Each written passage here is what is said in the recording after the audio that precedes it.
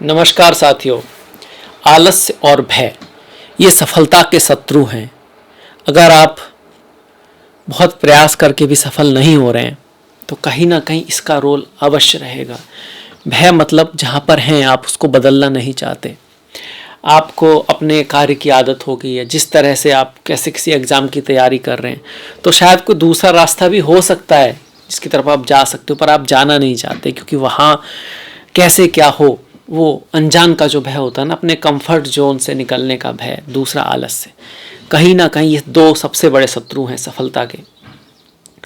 और सफलता के शत्रु ये भले ही सही, पर असफलता का कारण अधैर्यता होता है, साथ छोड़ देना होता है, हिम्मत हार जाना होता है, आशा छोड़ देना होता है। तो इसी के साथ हम शुरुआत करते हैं मीन राशि के लिए बहुत ही महत्वपूर्ण इस वीडियो का। बहुत ही महत्वपूर्ण वीडियो मीन राशि के लिए होने वाला है क्योंकि इस महीने में जो योग बन रहा है जुलाई में, वो गुरु ही बना रहे हैं जो आपकी कुंडली के स्वामी हैं। वो योग है गुरु मंगल योग। इस महीने की जो विशेष घटना है वो गुरु मंगल योग है जो आपके धन के भाव में बनेगा 12 जुलाई के बाद। इसके बारे में बातें करेंगे। इसके साथ साथ राहु तो आपके पहले भाव में चल ही रहे, गुरु तृतीय भाव में चल रहे हैं, आपकी राशि के स्वामी, आपके लग्न के स्वामी। वीडियो राशि के लिए है पर लग्न वाले भी देख सकते हैं। शुक्र और सूर्य जो है महीने की शुरुआत में चौथे भाव में आपको दिखाई देंगे। बुध पंचम भाव में कर्क राशि में, केतु सप्तम भाव में आपके हैं और शनि तो आपके चल ही रहे हैं 12वें भाव में।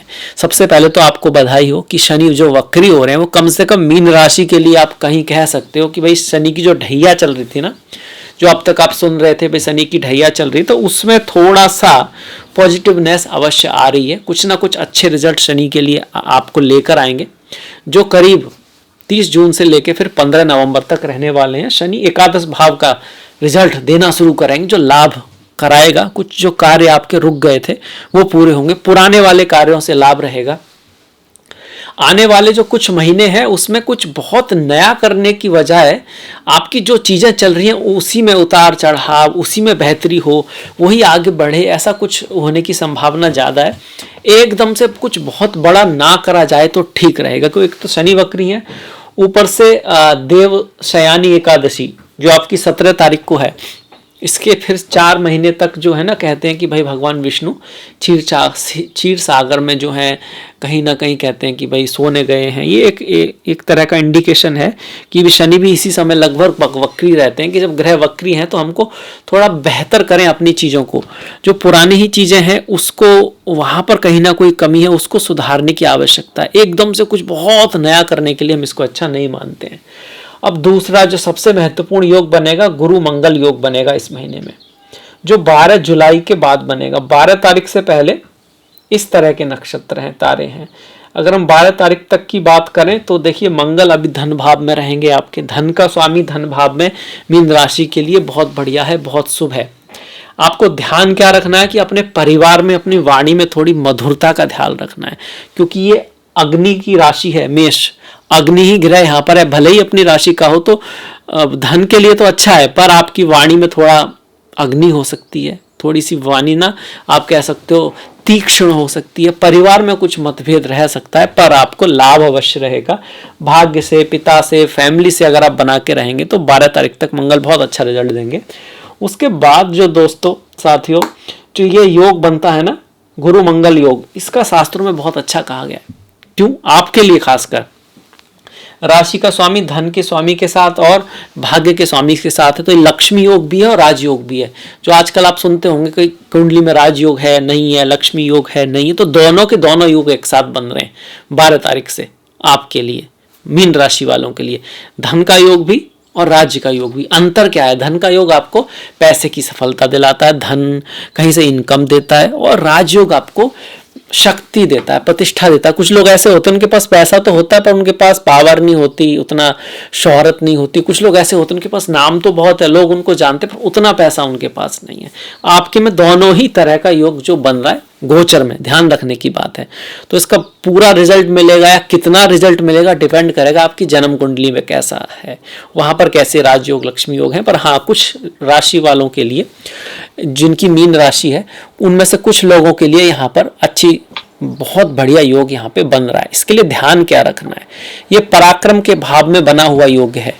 तीसरा भाव पराक्रम का है, कम्युनिकेशन का है, यात्राओं का है, ट्रैवल का है, मेहनत का है। तो हो सकता है इस योग के रिजल्ट के लिए आपको थोड़ा यात्रा करनी पड़े, ट्रैवल करना पड़े, कहीं जाना पड़े, कुछ पराक्रम करना पड़े, किससे कुछ कहना पड़े, कोई बात करनी पड़े, कुछ ऐसी अपॉर्चुनिटी आएगी जो आपको कहीं ना कहीं चैलेंजिंग तो लगेगी, पर आपको थोड़ा साहस दिखा के उस तरफ जाना होगा, उस चीज़ को ग्रहण करना होगा, तो फिर वो उसका रिजल्ट आपको आ सकता है। ये योग आपके छोटे भाई बहन की लाइफ में कुछ बदलाव ला सकता है। पिता के लिए भी ये बढ़िया ही है, पिता की लाइफ में, गुरुओं की लाइफ में, बड़े भाई की लाइफ में कुछ बढ़िया बेहतर हो सकता है। इसके बाद बहुत इंटरेस्टिंग रहेगा कि 1 से लेके 7 तारीख तक सूर्य और शुक्र रहेंगे आपके चौथे भाव में।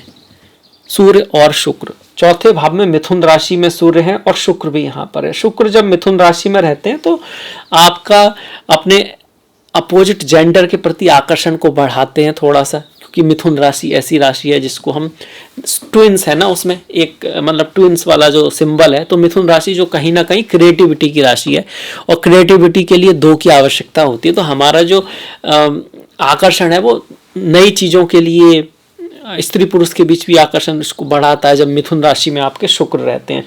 साथ में सूर्य भी यहाँ पर है, सूर्य भी मिथुन राशि में अच्छा जो है रिजल्ट देते हैं। पर सूर्य शुक्र जब आते हैं तो आपको थोड़ा सा मैरिज लाइफ में जो ऑलरेडी मैरिड हैं उनको थोड़ा सा आपस में ध्यान रखना चाहिए, क्योंकि वहां पर आपको थोड़ा मतभेद करा सकते हैं। सूर्य अग्नि है और शुक्र जल है, इस वजह से। पर यहाँ इन दोनों ग्रहों का आना घर, जमीन, रियल एस्टेट, वाहन, इनसे संबंधित कोई इवेंट आपके 1 और 7 के बीच ला सकता है। 7 के बाद क्या होगा, ये शुक्र ना यहाँ आ जाएंगे। जब यहाँ पर आएंगे तो लक्ष्मी नारायण योग बनेगा आपका पंचम भाव में। संतान के लिए कुछ बढ़िया हो सकता है, एजुकेशन के प्रति बढ़िया रहेगा। इससे पहले एजुकेशन के लिए ठीक है, पर ये जो समय आया आपका 7 के बाद 7 से 19 तक, ये काफ़ी बहुत ही बढ़िया आ रहा है एजुकेशन के लिए, संतान के लिए, स्टॉक मार्केट के लिए। और अगर आपका कोई काम क्रिएटिविटी आदि से जुड़ा हुआ, इस तरह का काम है आपका, फीमेल से जुड़ा, क्रिएटिविटी से जुड़ा हुआ काम है, परफॉर्मर हैं आप, कोई प्लेयर हैं, तो इस तरह का काम अगर आपका है तो बहुत बढ़िया, आपकी संतान के लिए बहुत अच्छा, प्रेम के लिए भी बहुत बढ़िया है। यहाँ पर आकर्षण बढ़ने के लिए बारे में कहा था, यहाँ पर हमें मैं बात कर रहा हूँ कि जो लोग ऑलरेडी प्यार में हैं, दोस्ती में हैं, फ्रेंडशिप में हैं, उसके लिए बहुत बढ़िया यहाँ पे योग बन रहा है।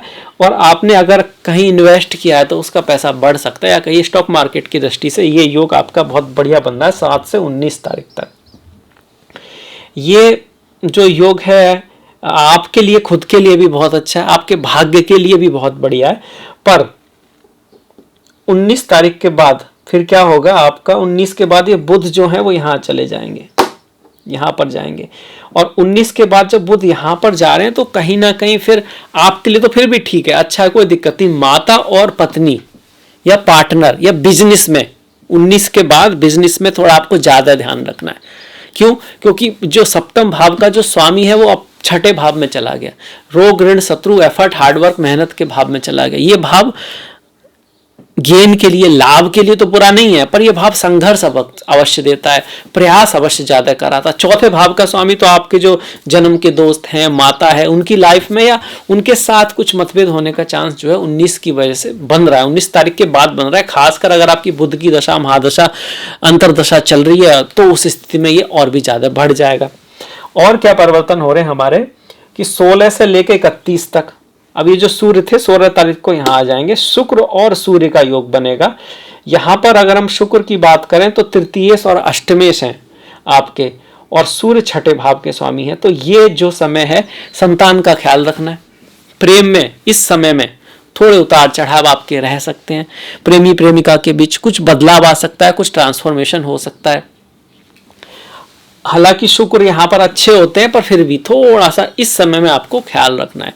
यहाँ बैठ के सूर्य शुक्र दोनों एकादश भाव को देख रहे हैं तो गवर्नमेंट से आपको लाभ करा सकते हैं, स्त्रियों से आपको लाभ हो सकता है, और फीमेल से आपको लाभ हो सकता है। किसी क्रिएटिव काम में है उसके लिए भी अच्छा है। आप लीडरशिप के किसी काम में, सूर्य का है लीडर है, सूर्य कहता है कि भैया आप न खुद ही आगे मत चलो, दूसरों को भी आगे चलने में सहायता करो। लीडर क्या होता है, वो सबको राह दिखाता है, एक रोड मैप बताता है। तो सूर्य किसी का अच्छा हो उसके लिए अपने बारे में तो रोड मैप हमको जानना ही है, अपने साथ में जो लोग हैं उनके की भी हेल्प हम करें, उनको भी रास्ता दिखाएं सही, तो हमारा सूर्य स्ट्रांग होता है। ठीक उसी तरह मंगल है आपका सेनापति, युद्ध, साहस,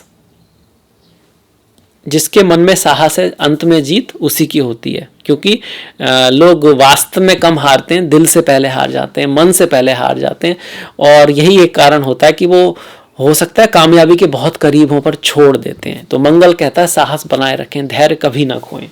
वहीं गुरु कहता है कि हम सही रास्ते पे चलें, ज्ञान के रास्ते पे चलें, छोटे मोटे बातों पे ध्यान ना दें, बड़ी पिक्चर बनाएं और खुश रहें, दूसरों को भी खुश रखें, और छोटी छोटी बातों में अपने विवेक को ना खोएं।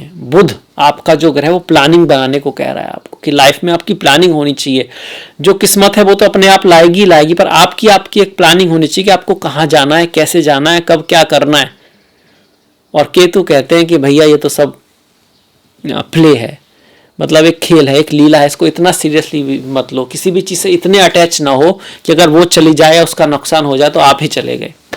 और राहु कहता है कि भैया आउट ऑफ द बॉक्स तो सोचना पड़ेगा, अगर कुछ नया करना है तो थोड़ा रिस्क तो लेना पड़ेगा। अगर आप उसी में बंधे रहे, वही करते रहे, तो रिजल्ट भी वही आते रहेंगे। कुछ बहुत बड़ा करना है लाइफ में तो कुछ बड़ा रिस्क भी कभी कभी लेना चाहिए, ऐसा राहु कहते हैं। तो हमको क्या इन सब ग्रहों से सीख लेनी है, और ये जो ग्रह हमको सिखा रहे हैं उसके अकॉर्डिंग थोड़ा सा लाइफ में बढ़ना है। उनमें से कैसी आपकी महादशा चल रही है उस चीज़ को हमको देखना है। अब हम राहु केतु की बातें रहेगी कि राहु पहले भाव में चल रहे हैं, तो मिथुन राशि की इस समय माफ़ कीजिएगा, जो मीन राशि वाले हैं उनको काफ़ी ज़्यादा इच्छा बड़ी महसूस कर रहे हैं, वो काफ़ी कुछ बड़ा अचीव करना चाहते हैं। राहु अचीव करना चाहता है बहुत कुछ, धर्म के क्षेत्र में, ज्ञान के क्षेत्र में, नॉलेज के क्षेत्र में, और ओवरऑल लाइफ में कनेक्शन बढ़ाने की एक ये है कि भाई मेरे दोस्त, फ्रेंड, मेरा जो नेटवर्क सर्किल हो वो भी बढ़े, ये राहु ने कर रखा है। तो इसके लिए हमको क्या करना है, अपने ऊपर ध्यान तो देना ही है, साथ में दूसरों को भी ध्यान देना है, उनके लाभ के बारे में भी सोचना है। जहाँ पर केतु बैठे, अगर हमने उनको इग्नोर किया तो हम भी आगे नहीं निकल पाएंगे। और रिश्तों के में, बिजनेस में कहीं ना कहीं एक कह सकते हो ना कि छोटी मोटी चीज़ों को इग्नोर करना पड़ेगा, अपनी तरफ से आपको प्रयास ज़्यादा करना होगा। इस तरह के ग्रह हमारे बने हुए हैं। खैर, गुरु रोहिणी नक्षत्र में प्रवेश कर रहे हैं, आपके राशि के स्वामी, लग्न के स्वामी 13 जून से 20 अगस्त तक रहेंगे। बहुत खूबसूरत आपके लिए योग है, क्योंकि भाई गुरु आप ही के स्वामी हैं। चंद्र की राशि में जा रहे हैं, सबसे प्रिय नक्षत्र में जा रहे हैं। रोहिणी जो नक्षत्र है चंद्रमा का सबसे प्रिय नक्षत्र है, और गुरु चंद्र की दोस्ती भी है, और आपकी राशि के स्वामी तो गुरु ही है। तो आपके लिए ये बहुत बड़ी शुभकामनाएं। शनि भी गुरु के नक्षत्र में चल रहे हैं जो आपकी राशि के स्वामी है। इसका मतलब आपके लिए आने वाले जो महीने हैं काफी महत्वपूर्ण होने वाले हैं। और गुरु मंगल योग, सारी 3 जो महत्वपूर्ण इवेंट्स हैं वो आपके लिए काफी महत्वपूर्ण दिखाई देते हैं।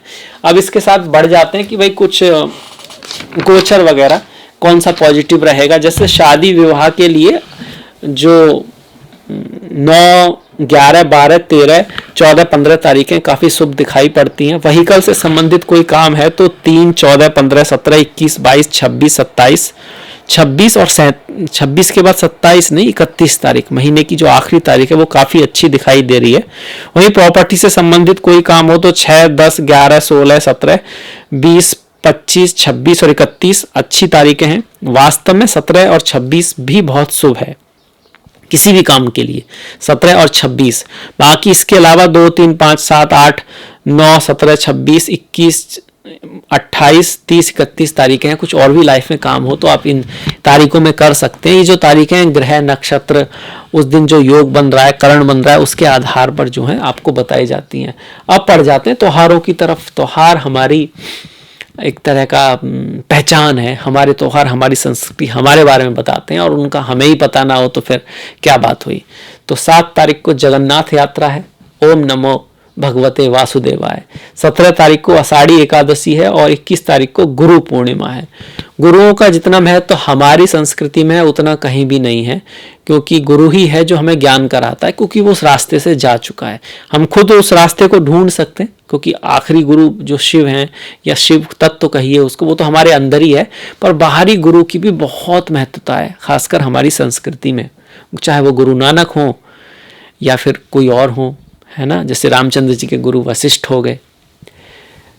हमारे यहाँ ईश्वरों के भी गुरु मतलब रहे हैं, हालांकि वो तो स्वयं ईश्वर थे। ये एग्जाम्पल देने के लिए कि भाई गुरु कितना महत्वपूर्ण है हमारे जीवन में। योगिनी एकादशी आपकी 2 तारीख की है। देवसयानी एकादशी जो है वो 17 तारीख की है। जो महाराजा मानधाता हैं उनसे संबंधित एक कहानी है, पढ़िएगा, आपको बहुत अच्छा सीखने को मिलेगा। और एकादशी में के दिन हम फास्ट करते हैं, व्रत करते हैं। फास्ट का मतलब होता है अपने ऊपर, अपने इंद्रियों के ऊपर, अपने मन के ऊपर संयम करना सीखना, जो आपके लिए बहुत महत्वपूर्ण है। 5 तारीख को आषाढ़ अमावस्या है, आषाढ़ की अमावस्या है। 24 की संकष्टी है। 4 तारीख की शिवरात्रि है, ओम नमः शिवाय। 3 और 18 तारीख का प्रदोष व्रत है। 21 तारीख की आषाढ़ पूर्णिमा है। 16 तारीख की कर्क संक्रांति है। 16 तारीख को सूर्य जो है कर्क राशि में चले जाएंगे। तो ये हो गए हमारे त्योहार। आई होप, मुझे आशा है कि आपको वीडियो अच्छा लगा होगा, पसंद आया होगा। तो लाइक कीजिएगा, शेयर जरूर कीजिएगा, कुछ ना कुछ कमेंट अवश्य कीजिएगा। आपसे मुलाकात होगी नेक्स्ट वीडियो में। तब तक के लिए अपना ख्याल रखें, अपनों का ख्याल रखें। नमस्कार, सभी का बहुत बहुत धन्यवाद।